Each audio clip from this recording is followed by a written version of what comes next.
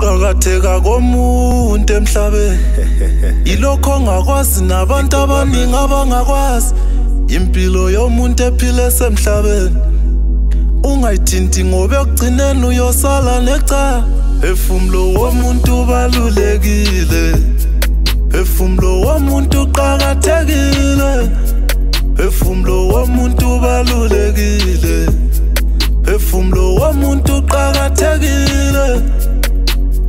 Khokho wayengikhusi yeka ubugebengu, mali yegazi njalo ayila mpumelelo.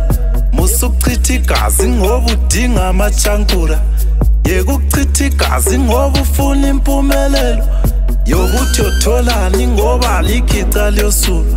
Masufihla uyise ngane ngaphuma uyagula, mawubulala umuntu ngicela ukhumbule mntanami, lo muntu lomndeni ulabantu abathembe kuye. Ukuchitha igazi lomuntu yinto esabisayo ngokwenhliziyo embi, ngakho kufana nobuthakathi. Beka isibhamu phansi uyeka ukuhlukumeza umphakathi, yehlisa umoya mntanami uhloniphe umhlaba. Phefumulo womuntu ubalulekile, phefumulo womuntu uqhakathekile, phefumulo womuntu ubalulekile, phefumulo womuntu uqhakathekile. Ekukhuleni kwami ubaba wayethanda ukundaya, mntanami zophumye ngaphandle impilo inzima vele. Cela ukwamukele konke ozokulethelwa impilo, nomsebenzi unzima nobunjani ungakhathali.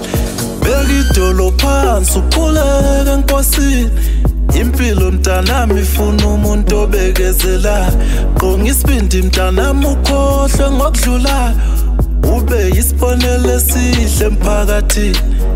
Abantu bafunde kuwe abanye bekholwe kuwe, sazovala amehlo ngeke ebuye evuleke.